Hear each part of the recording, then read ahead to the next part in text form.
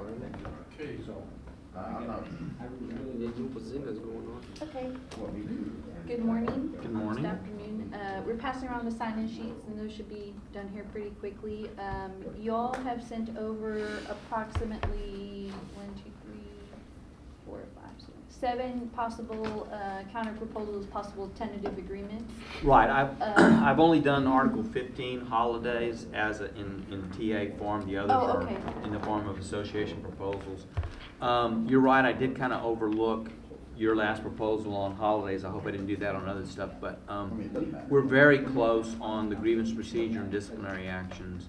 If you want to talk about those, I can tell you what changes I've made. Yeah, and it looks like we're at a TA on holidays, correct? Right. I'll review that just to make sure, but I think that's right. I did have a couple of questions on the grievance procedure. The first thing is on Section 3B. Section 3B. Yeah, 3B, it's the title of Step 2, Action by Association Grievance Committee. You had crossed out an addition that we had made in there, and that is Giving you file a copy of the formal written grievance to the fire chief when it is filed, I guess when it goes to the Association Grievance Committee. The reason that we had included that particular verbiage was because you know, we had discussions about what the Union Grievance Committee is and all that stuff, and I understand that y'all have you know, accountability standards within and et cetera, but there was an issue about we know that you have liability if you don't file agreements, but you kind of do have liability, I guess, in terms of cost if you do file agreement, you know, all sorts of grievances. But the reason that we included that was just to appease our you know, when we're agreeing to something on a contract and we fully don't understand it, I think, you know, that brings some concern to me. But with the addition of this, if a copy is being filed with the grievance committee and the fire chief gets a copy as well, I think that would help on this side, and that would appease us on what the union grievance committee is. That way we just have notice of the grievances that are formal written grievances that are filed. We're not asking that anybody that goes up and says, hey, I have a grievance, and somebody, you know, up to Johnny, and Johnny says, you know, that really doesn't even fall into it. We don't need anything like that. But if it's a formal written grievance that's already filed with the committee that's going to go through the process, we just ask that we have a copy of it at the very beginning, and whether it becomes a grievance or not, you know, it'll go through the process. Yeah, you know, I think the reason that we, you know, if the grievance committee, you know, the current practice is we just give you notice that a grievance has been filed. And if, you know, the grievance committee decides it's not a valid grievance, we just notify you of that, and y'all will never even see what was the grievance itself, the employee's specific grievance. I mean, is there a reason you need a copy of the formal written grievance before we decide whether a valid grievance exists? I mean, you know, I think, like I said, we don't know, you know, we don't have any of our representatives or anybody on the inner workings of the union grievance committee. So I think as long as we know what the grievance committee is considering, and, you know, when it comes out, I think that just gives us that information at that time. Also, if it turns out that something doesn't go through the pipeline and isn't considered a formal grievance, it may help with information on the subject matter. If there's a lot of them with regard to the same subject matter, something that the Labor Relations Management Committee may be able to address, or something that yeah, I think our concern is an employee comes to us with a complaint, and between the time that the employee comes to us and the time that it actually gets forwarded to the chief, it's probably going to go through some refinement. Like the employee may come to us with a gripe, and maybe they cite the wrong article of the contract, or they, you know, they obviously if they come to us and they talk about something that's not even in the contract, you know, that's the end of it, and we just tell y'all, well, you know, but we're talking about just formal written That's why it says with a copy of the formal written grievance. If a formal written grievance is already submitted to the committee, then I'm assuming it's already going through the steps and it's already been refined at that point. Well, yes and no. I mean, let me ask you this. If the employee gives us a grievance and we say, well, you know, 2 of those 3 things are valid and 1 of them isn't, but there's also this additional article that you didn't cite, you know, then would that be prohibited? In other words, as long as they identify the action being complained of. Right, and that's... You know, the fact that they didn't get the grievance right or they didn't cite everything that they needed to, that's the kind of thing that what about if we just gave you the general subject matter? We give you notice a grievance has been filed concerning overtime and give you the general subject matter. I see okay, and I understand your concern with when it comes out of the grievance committee, the written grievance doesn't look at like it first did. Right. And then we use that first grievance. And say, oh, you can't grieve this because you didn't mention that. Well, and that brings up, you know, we didn't realize that's something that happens in the actual grievance committee, you know, that it goes through there. You know, I'm speaking generally about how grievance committees work. Mm-hmm. And I know that firefighters come to us with, you know, some fairly half-baked ideas. You know, it's kind of like, you know, the old Ronald Reagan joke, you know, there's a pile of hooey, and he's saying, oh, I know there's a pony in there somewhere. You know, sometimes they come to us with a pile of hooey, but there is a pony in there. Right. And so, you know, their obligation is to come forward with the gripe within 10 calendar days of the date they knew or should have known of the event they're complaining of. And then we use the association grievance committee process to actually separate the wheat from the chaff and decide what is a valid grievance that could go forward. Okay. And so... And I think, you know, let me think through that, because I think... I mean, if you want us to give you... What you want to glean out of there is really the subject matter. I mean, we're not... My intent is not to hold somebody and say, hey, this is what you first said, and that's the only article you can grieve. No, I understand that, because it's still going to go through the grievance committee. I think it's just to give us... Subject matter may work. Let me think that through. Okay. But, you know, if it's something that helps the chief and the management understand, you know, maybe there are issues with regard that are outside of the contract, something that needs to be talked about in the Labor Relations Committee, then we can, that can help us get that information there. Okay. That way I mean, there's a a middle here. Yeah, there is. So, okay. So that, and I just wanted to explain why we even included that in there, because that was new, but we did take out that definition of what the association grievance committee was. And, You did. And that was kind of where we were trying to at least get some information from that, not necessarily with how it works on the inside, but what they would be considering, et cetera. Okay. Okay. Let's see. The addition of formal is just because it's just for consistency, correct? Because we keep saying formal written. Yeah, because you know, when it finishes the grievance committee process, you're definitely going to get a formal written grievance at that point. Okay. Okay, so I just wanted to make sure that you understood we're not, you know, you're going to get it at the time it goes to the fire chief. So what we're talking about maybe is giving you the subject matter of the grievance, and notice the grievance has been filed, and then give you the formal written grievance when it goes to the fire chief. And if it doesn't go to the fire chief, you may never see the formal written grievance. We took care of it. Okay. And that's probably better for you, Yeah. you know, liability wise. So. Okay. And then the only other change I see is Section 5 arbitration procedure under B6. You know. And this is the exchanging of documents as exhibits. And prior to the hearing. I made this. I put this change in both the grievance procedure and the disciplinary procedure. Yes, I saw that. You know, we had it where, you know, upon request, you would exchange witnesses 2 weeks before, but you would automatically exchange documents. It makes sense that, you know, the exchange of witness and exhibits should be upon request. Yeah, upon request. And this has two things. Number one, it kind of makes it the same. Yeah.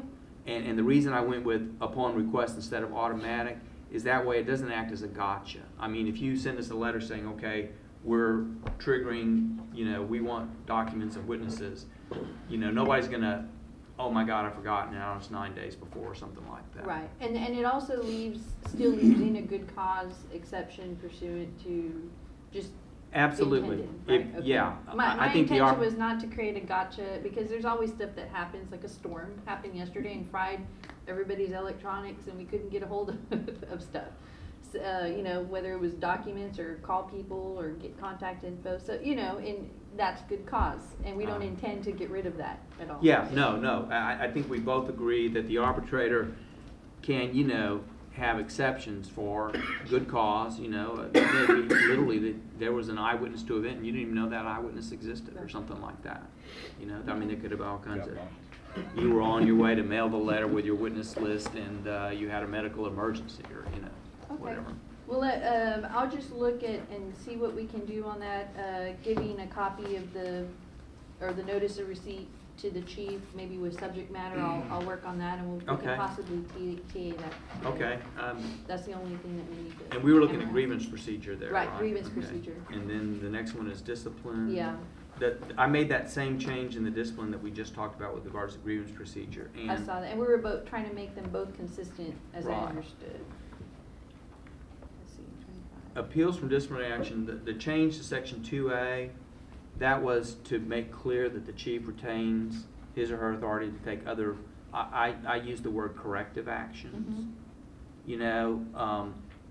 I mean, there's some AG opinions that say things less than a suspension are not discipline. Right. And, but I put that in there to make clear that we're not saying you can't, he still can do all that stuff. Performance, Performance, plan, improvement plans, Yeah. things like that, okay. reprimands, oral admonishments, reduce the writing. Under the Civil Service Act, if you give somebody a reprimand, they're, and it's placed in their file, they can write a rebuttal that goes in That's with right. it. But, and so they retain that right too, but they wouldn't have authority to grieve it under this article, which only relates to discipline. Okay. And then on C3, section 2C3, you added, however, if the city implements a reduction in force, any resulting reinstatement list will remain in effect until exhausted. That's what we talked about last week. Mhm. The idea is that if somebody promoted off a list and then, it's a half year later and this firefighter gets reinstated and they go on a reinstatement list, they may have missed taking the next test. Well, I didn't know I'd need to take the test because I was already promoted.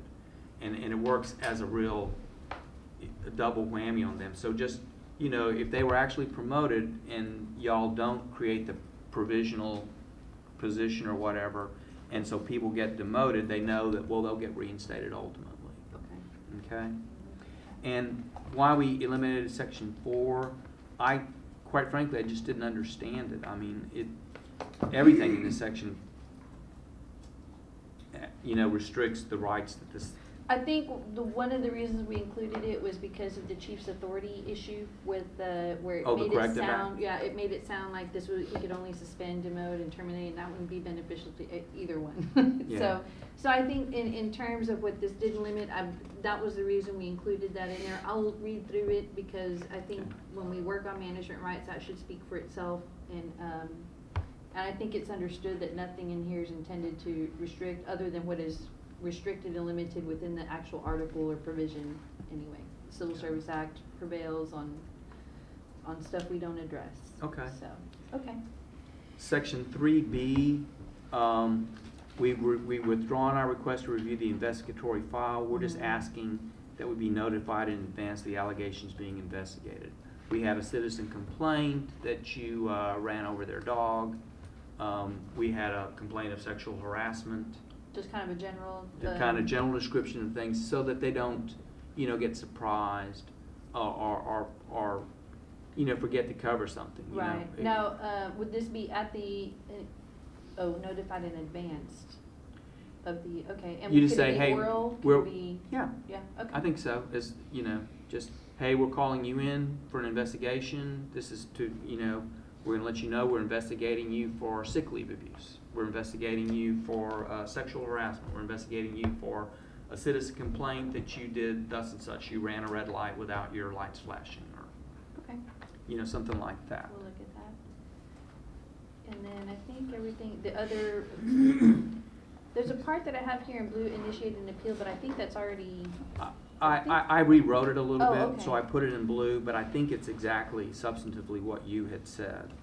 You know, that Oh, I if it's see, personal yeah. service, it's within 10 days, within 13 days of the date of mailing, if Yeah. alternative service by certified mail. But I don't think it is a substantive change at all. I'm looking at page 4. I crossed out the rules of Mhm. discovery for the reasons We I. talked about that already. Yeah. And then that we noted about upon request of either party, and that Mhm. just makes the same kind of rule for both witnesses and exhibits. And then I crossed out that number 8, and you and I talked about that last time, and we both agreed that probably didn't make sense. The AAA rules. The that's right. AAA rule, so I think what the arbitrator can and can't do is pretty well spelled out in here, and certainly anything that isn't is probably covered in the civil service rules. So. Okay, so the only thing that I think that I really, really need to look at here is just the investigation part. Yeah. that's Everything it. else seems pretty, Okay. seems like we can TA that. So I'll look at that and we could possibly close this out today as well. Okay, good. And then I sent you, we got holidays done so quickly, I was emboldened to work on the other leave provisions. And what I found was that we're very close on things. If we look at Article 16 on the sick leave, you know, looking at Section 2, the change there, I just added injury to illness. Obviously, an injury would be a use for sick leave. And in fact, I think y'all may have even had the injury in the title, but you didn't have it in the text. Okay. I'm not sure about that. And I continue to add that phrase, absent exigent circumstances, notify the appropriate bat chief.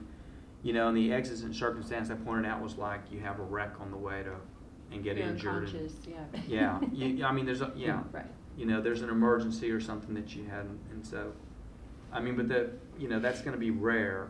It would generally be, hey, I wake up and I'm sick, I call the bat chief. And then, if we look at Section 4,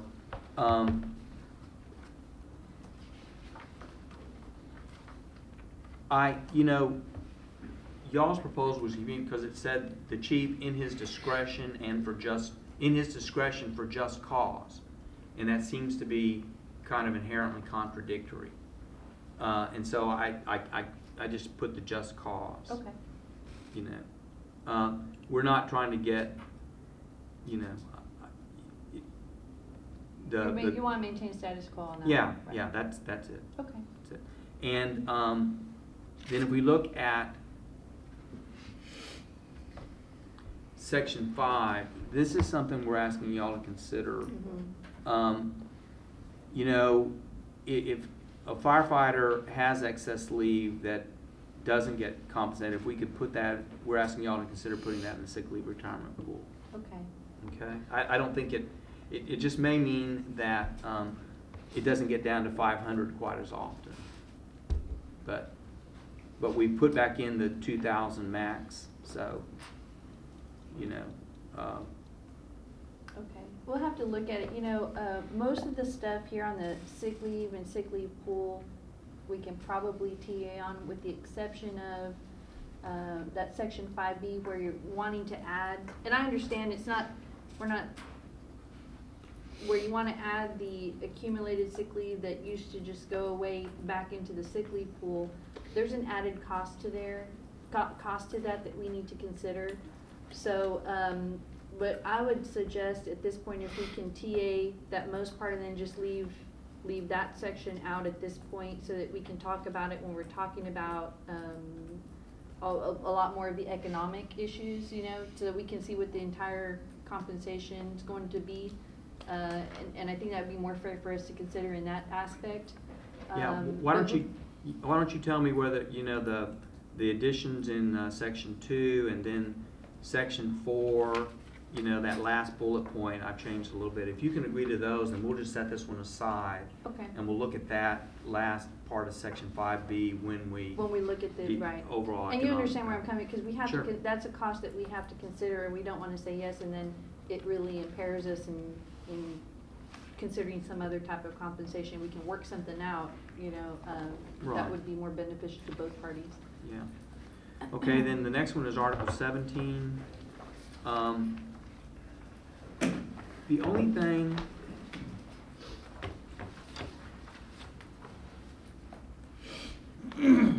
y'all had left out, in section 1, you left out that sentence in black. I don't think it was probably intentional on your part. I just noted where it comes from. Okay. It comes from the current contract, and you know, I mean, currently there isn't a limit on how much they can accrue. I mean, there's a limit on, I think when we started talking about this vacation leave, it was, the intents on both sides was to leave status quo, so that wasn't intended, and I was kind of working off of the proposal that you had given us.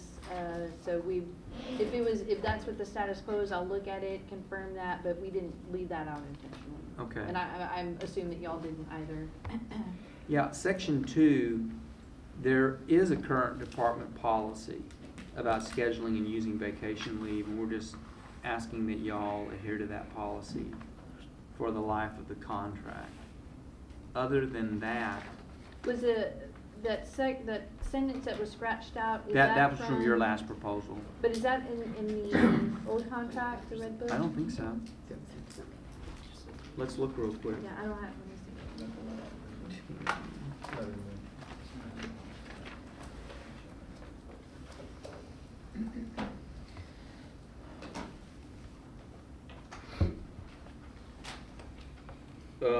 On page 10 of the contract, which is entitled vacation, it doesn't say anything about that I see.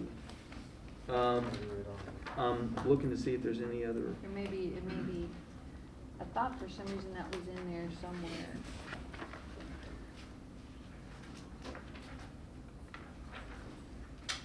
I'll look at it. If I can find it in the contract, I'll visit with you about that. Okay, page 45, there's something about accrual of vacation days. Let's look there real quick. Oh, that's just how much you can.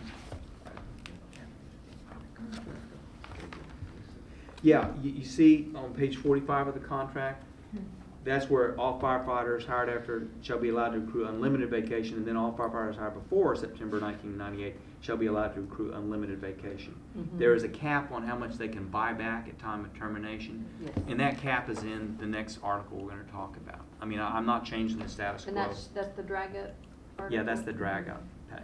But I didn't see anything about that I recall. But look, if you find I'll it, look. my intent was pretty much status quo. Yeah, So. mine too, and that's why I thought I had picked it up. If it was in there, I thought I had picked it up from the contract. And then you can see in section 4 of the vacation leave buyback program, the note.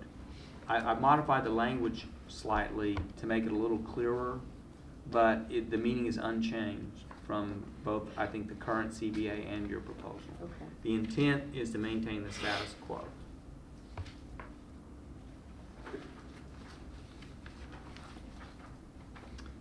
And then Article 18 is the drag up pay. And you know, you had added in section 1 by retirement or resignation, and really currently it's just any type of separation. Right. Okay. I looked at that. And then in section 3, I added any applicable. You'd added it to one of the other ones, and I thought you would want that in there to make clear that it's only if you're actually receiving the cert or assignment or whatever that you get credit for that. So that was added because I thought you would want it. And then your proposed formulas specify the ad pays, but you eliminated EMS supervisory and EMS assistant. Oh, did I? Yeah, yours just had the first 3 in. Oh, on the drag up pay? Yeah.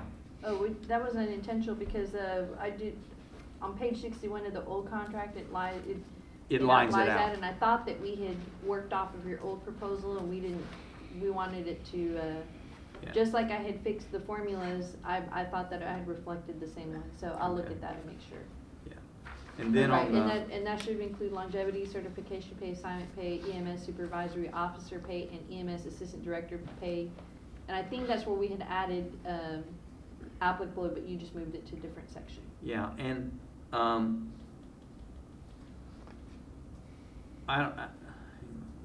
See, I don't think we. anyway, you can check the Dragon Yeah. pay rate. I mean, my intent there with everything was just to maintain the status quo. So, Okay. okay. And then finally, personally, 19. yeah. The only thing that you didn't have this section E in yours. The first sentence of it comes from the current contract, and I put the page number. The second sentence is an addition that might almost never occur. But if a firefighter suffers a duty-related death, they're killed in the line of duty, then if they had any accrued but unused personal days, they would get credit for those along with their other. There's another provision in it that says if you die, you get like your sick leave, your accrued sick leave. This is sort of in that same vein. Okay. You only get like, 5 personal leave days a year, so if you died mid-year, you might have accrued 2.5 of them or something, so. We actually get them all in one lump, I think. Oh, do you? I think Most so. you could have is 60. Yeah, so we're not talking about a big benefit, and we're talking about something we hope never happens, that somebody's killed in line of duty, so. Okay. Okay, but that's the only difference there, so just let us know what you think about that. And that's, I think, all of the proposals we gave you. We're obviously really close on all of them. so. Yeah, I think we can get those done. I'm gonna have a working lunch today and to try and get these out. I'm also trying to, If you, go through the injury leave and the impasse. The injury leave is, I'm sure that you are well aware, is kind of difficult to interpret from the, old contract. Just the way it's written, it's kind of all stuffed into one paragraph. So, Yeah. and our intent, as I understand on both sides on that particular issue, is also to maintain status quo. if you want to take a shot at doing that. Sure. So I'm going through that, and, so we should have that to you as well, Okay, so. yeah. And you're gonna give me something back on impasse, or? Yeah, and impasse as well. Okay. That's what I was working on this morning, so I just thought it would be, Oh, one thing, Roxy. 22. Article 22, we just forgot to date the TA. So Oh, maybe we okay. can, if we, was that when we signed on the? Last April yeah, session. 9th? on the Oh, 9th. yeah. And You'll then have to- I'll do the And same you'll- on mine. Okay. 9th of April, right? Mm-hmm. There we go. You know that, Yasmina, on Article 22, the TA, I need to date.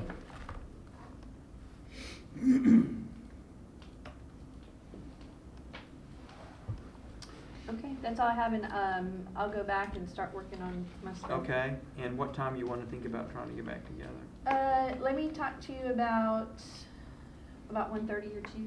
Okay. Okay. What I'm gonna try and do is get through the easy stuff, the stuff we're almost TA'd on first, and get that done, and, That's a good plan. yeah. Okay. Very good. Thank Thank you. Did we complete the sign-in sheet? Did everybody sign them? I did.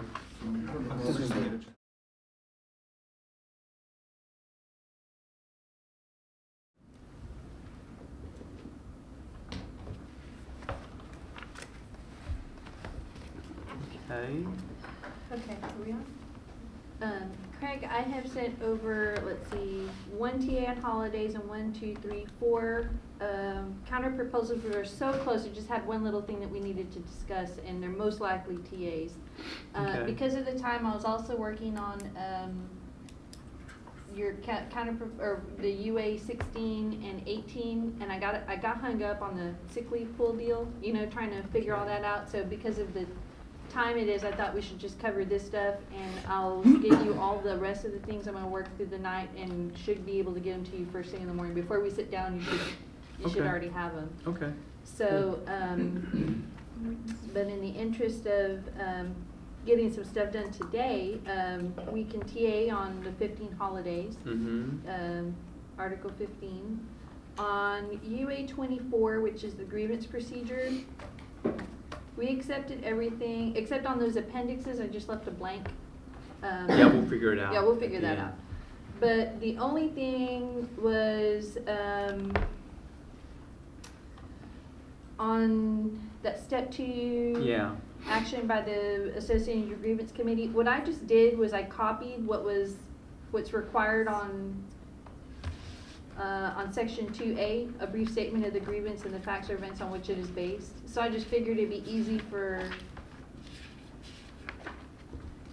copy. You mean you copied what's on the grievance form? Or? No, yeah, well, what's on, right here on section 2, on the page above that, the first page of Article 24. If you look on section 2, initiation of grievance, section 2A, number 2, each written grievance must include a brief statement of the grievance and the facts or events on which it is based. I just use that language. But we can, that, Oh, I see what you're saying. I just use that language so it's consistent. I was hoping that, like, Carlos, I was talking to Carlos about what do you give the chief right now, and he showed me, and he said usually. Is that in here on the old contract, or is it something No, that just becomes? something that he, when he gives the notice, I said, what's in your typical notice? Okay. And he showed me one. It's like a grievance filed by Carlos Torres in the Union Grievance Committee on such and such a day. And I said, well, what happens when you give him this? And he said, well, the chief usually asks me, well, what's this about, Carlos? And I tell him, well, it's about, whatever. But would something like just saying, it's John Doe's grievance about being required to give a doctor's statement or something like that, would that be enough? Yeah, absolutely. And I'm not looking for like Because you said, I'm not looking to create any kind of trap or anything. It's just to give the chief a notice, and if he sees this and it's on paper, that way he's like, okay, you know what, even though these aren't going through the grievance procedures, these are issues that I'm seeing that are happening, and something that maybe we need to call a labor Right. relations management committee meeting, something like that. Because looking at section 2A2,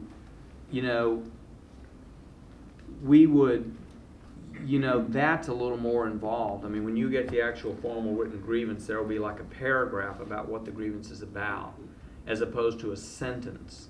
Well, yeah. And so I'm looking to use different words because What about just if we just use a brief statement of the nature of the grievance? Yeah. And, something like that. Or just a brief statement of the grievance. And, I just copied it so it was consistent, but Okay. what I'm looking for is just, hey, this is what the grievance is about. Okay. I'll get something on that. And everything else in mind you accepted? Yes. Okay. And if you want to cut it down to just a brief statement of the grievance, and we can TA that. Okay. Okay. Very good.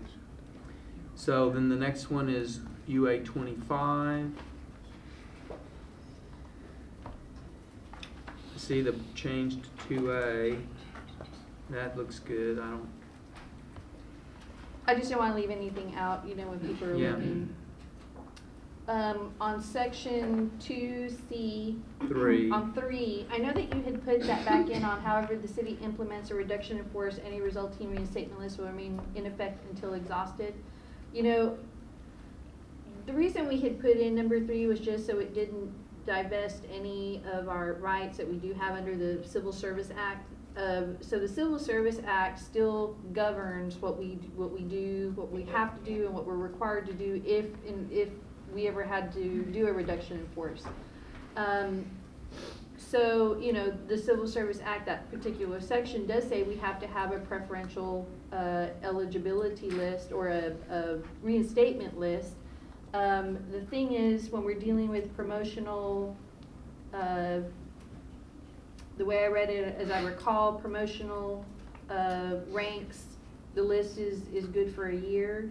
The reinstatement And- list right. normally is good for a year. And then on entry levels, it's good for 3 years. So, what we were looking for on this vacancy was not so much as to say, hey, I think we kind of got off on the, this is a reduction in force. It's not. We don't intend it to be like that. We just didn't want it to limit any of the rights or the requirements that we have to follow within the Civil Service Act. So, you know, and then I understand what you're saying. It's important. We believe it's important too, because if something opens up again, those people should be put back on the ranks and the positions that they were in before. But if you have one that's in effect forever, yeah, for like 10 years. Well, the only time it really would be, I mean, if you fire a firefighter too, those positions come open fairly often. There are more people in the lower ranks. It's only when you fire like a battalion chief or a captain, then you're going to have that cascading stair step. If you don't create a provisional, you know, you'd have I guess the captain to fire, you'd have like 3 cascading, and the captain that had promoted to battalion chief and then goes back down, there may not be another battalion chief within a year. I mean, those Right. don't come open that often. Right. And so it's like, hey, I tested, I got picked, and then through no fault of my own, I got demoted, and now the next vacancy wasn't until 13 months, so I lose my, now I got to test again. And they're kind of delayed, because, you know, well, I'm on a reinstatement list and I'm hoping it'll come open within a year, so I don't take this next test, I let that roll by, or I study and take a test I may not need to because I'm on the reinstatement list. Mm-hmm. And I'll tell you, I've done this in a couple of other cities, and the first time I did it was with the city of Austin. The reason I bring it up is because the city proposed it to me, that we make reinstatement lists permanent in that situation, and it was actually Anita Stevenson, who was the city attorney here before she was the city attorney there. I mean, I first dealt with her when she was in Corpus. I don't know if any of y'all still know Susan, but, Anita. But she's retired since, but, which surprises me because she's younger than me, I think. But, yeah, I know, it's my dream job. But let me just think about that one overnight. It's a concern. Maybe we could have a compromise that the reinstatement list will exist for 2 years or something like that. I just don't want to deprive somebody of a promotion they've earned and then lost through no fault of their own. I mean, Right. it's not something that comes up that often. Terminations don't come up that often, hopefully. Right.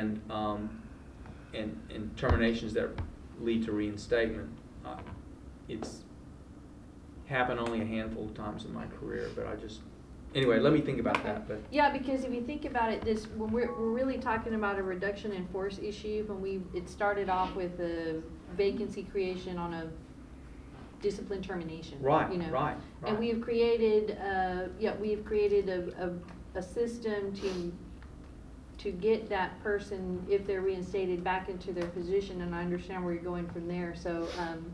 So just let me know. Give me some. Yeah, other you know, ideas because and- remember that the termination, the reinstatement may happen a year after the person's fired, Right. and there may have been 2 people promoted, and so the least senior person at that time isn't even the person that was promoted as a result of the termination. It's somebody that got a promotion later on, and that's when really unfair to them. Yeah, and when you're talking about that, what you're really dealing with is not so much a reinstatement or a reinstatement list. It's an actual arbitration order or award that we're dealing with. So that's kind of separate, and we know, that kind of takes precedence. You have to follow that. Right, but when you fire this battalion chief, and now the arbitrator says reinstate him, and so you do, that creates a force surplus. You've got one more battalion chief than you've got in the number in the ordinance, so that it becomes a force surplus, and the least senior person, battalion chief, is the person that gets demoted and goes on that reinstatement list. Okay. And then and so it is in essence a reduction in force. You've got a force surplus due to the reinstatement, and then that sets up that cascade. Now I've demoted the bat chief to captain. Now I've got too many captains. Now I've got to demote a captain. Now I've got too many firefighter 2s. I've got to demote a firefighter 2. So as a result of that reinstatement, if you don't create a provisional position, which I know is your preferred thing, you end up with 3 demotions in that Okay. situation.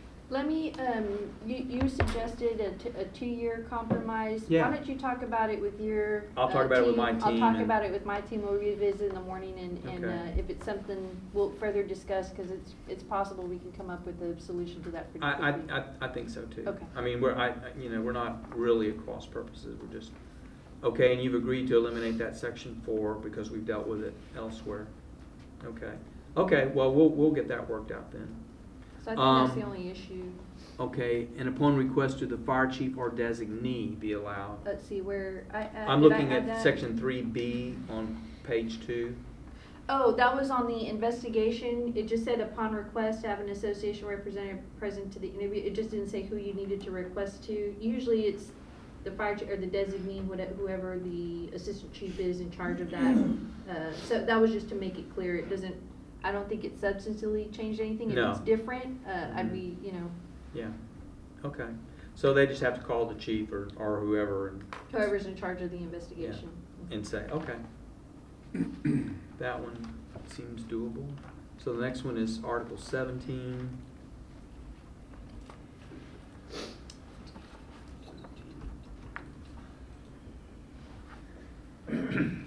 On the first one, accrual of vacation leave, in the contract, it specifies that, the vacation, you accrue these vacation leave days, but it's done on the basis of 26 biweekly pay periods per year. You don't accrue it all in one day. Like on the first day, you don't get 15 days. It's done, prorated through those 26 biweekly, pay periods, and payroll kind of, relies on what the contract says in order to keep doing what they're doing, and that's how it's logistically set up. So we Okay. just did that to make that clear, and I think that's understood. That's how everybody earns it. That's how the way it's done citywide. Yeah, okay, no, that makes sense. Yeah. On section 2, the use of vacation leave was not in the old contract. As I looked and looked, if you can point me where it was, I couldn't find it. But the use of vacation leave is generally set through the policy, Mhm. set by the fire chief or the fire department management. What you're asking for is that, now we could kind of commit that policy to the collective bargaining agreement and collectively have to negotiate any changes to that.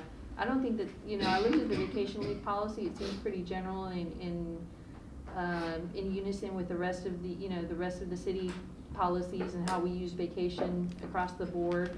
And I wasn't informed of any issues with it, so we just kind of thought we would maintain the status quo on that part. What about a provision, I'm just talking out loud off the top of my head without any input from my team, which is usually when I get in trouble. What about just something that if the chief changes the policy, he'll notify us in advance and allow a discussion at the LMR committee or something like that? Sure, but we would like to retain the management right to change the policy if necessary. Well, I mean, vacation, unlike a lot of other things, I mean, vacation leave is something you can't really lose. I mean, under the Civil Service Act, you have to take it in the year that it's given unless the council adopts an ordinance that changes that, so. Yeah, and through this, we've agreed through the contract that you can accrue unlimited vacation hours. Mhm. So I don't think that's an issue that we have here in this. Okay. See, and the thing is, if somebody has, 60 days of vacation, and they say, hey, I'm gonna take 60 days vacation. Oh, no, You know? we know that they can't do that. I mean, under Yeah. the current policy, they can't do that. My understanding is that they're like 2 blocks and they have to, I don't know, pretty much under the current policies, my understanding that the chief has a lot of discretion, so. Okay, let me talk to my team about that. Okay. So that's the only thing, is that section 2 issue? Yeah, that was the only thing. It was just not anything I found in the contract, and I know it's pursuant to policy, but including the policy into the collective bargaining agreement kind of binds us to have to Okay, well, I'll talk to my team negotiate about that. Okay. And then we've got Article 19, which is, personal leave. You don't want to Oh. give the poor dying firefighter his personal, accrued personal leave days. Well, we looked at it and across the board, we wanted to be in unison with the, the general, all the city. So police and fire we're is- just maintaining the status quo. It's on maintaining the this. status quo, and even for general employees, if you pass away, that you don't get those days. Okay, and you understood I was limiting it to an actual duty-related death, Yeah. like he was killed in a fire or something, or, okay, well, let me talk to my team about it. Okay. Okay, and so you're gonna get me something on 16 and 18, and injury, leave, and impasse? Yes. Okay, very good. Okay, well, I suggest I meet with my team about this stuff for the rest of the day, and we'll just see you guys tomorrow. Yeah, I'm gonna continue working, and I hope to get those things to you first thing in the morning, so we Great. can start talking on those. Okay, thank you. Okay, all right, thanks.